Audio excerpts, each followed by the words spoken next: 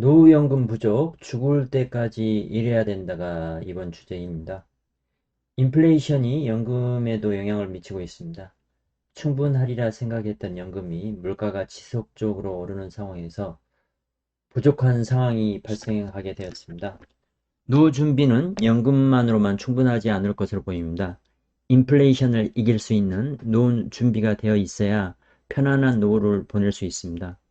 노후 준비를 잘하기 위해서는 인플레이션을 이길 수 있는 투자법을 알아야 하는 이유입니다. 주식은 이미 확률이 없는 게임이라는 것을 이번 폭락장을 통해서도 증명됐습니다. 코인 시장은 말할 것도 없고요. 코인 시장에 투자하는 것은 목숨을 내어놓고 투자하는 것과 같습니다. 그렇다면 부동산 투자만 남는데요. 아파트와 토지 투자만이 남습니다. 아파트도 많은 부를 많은 사람에게 안겨주었습니다. 그러나 대세 상승기에 맛본 아파트 상승이 언제 다시 돌아올지 알 수 없습니다. 기술을 발휘할 수 있는 토지 투자의 답이 있습니다. 토지 투자도 물론 기다리는 시간이 필요하기도 하지만 어느 정도 수준이 되면 문제점을 해결해서 바로 가격 상승을 맛볼 수 있습니다.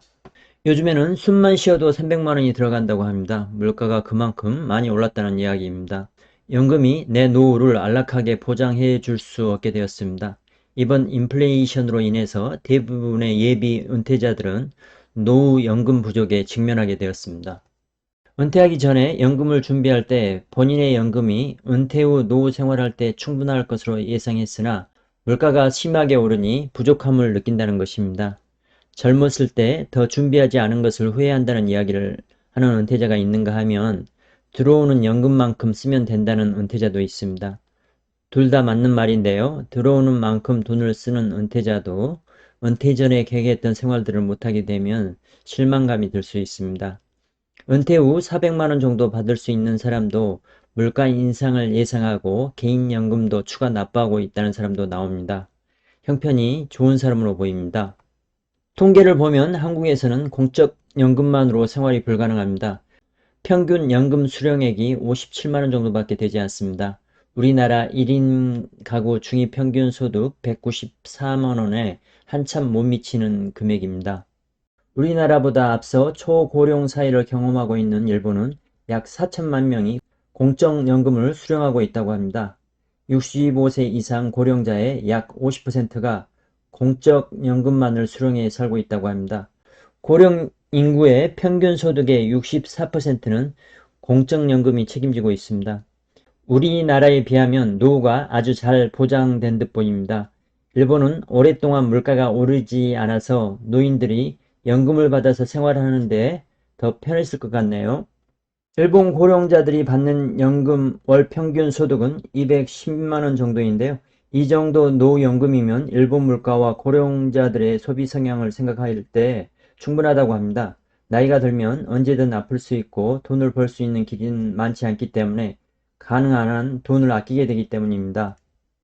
숨만 쉬어도 300만 원이 한 달에 나가기 쉬운 상황에서 은퇴하기 전에 충분한 준비를 해놓지 않으면 은퇴 후에 파산을 맞을 확률이 높다는 것입니다.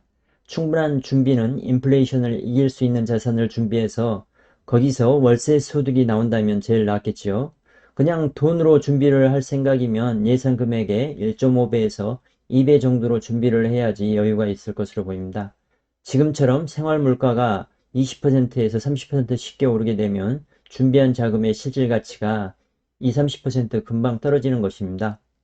노후의 은퇴 파산이나 빈곤층으로 전락하지 않기 위한 방법으로 투자 등 자산 운용하겠다는 응답이 33%로 제일 많았고 경비, 청소 등의 일을 하겠다라는 응답자들도 32%나 되었네요.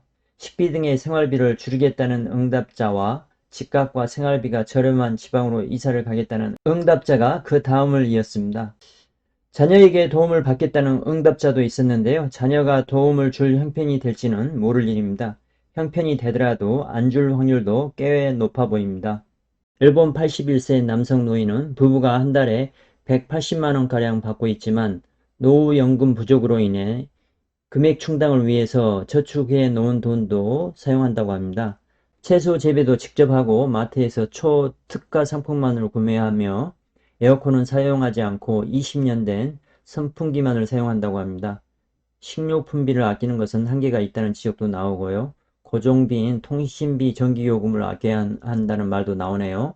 그래도 건강만 하다면 다행으로 보입니다. 건강에 문제가 있다면 재산의 감속 속도는 엄청나게 빨리 진행됩니다. 그리고 험하고 굳은 일이어서 젊어서는 하지 않던 일들도 하면서 일정 금액을 벌어들이면 생활에 큰 도움이 되기 때문입니다. 맥도날드에서 74세 할머니도 일을 하네요. 80세까지 일하고 싶다고 합니다. 자녀에게 의존할 계획을 가진 사람들도 있는데요. 자식도 혼자 생활하는 것도 쉽지 않은 요즘인데요. 자녀들이 도움을 줄지는 알 수 없는 일입니다. 자녀의 도움은 없다고 가정하고 은퇴 후의 삶을 준비하는 것이 좋습니다.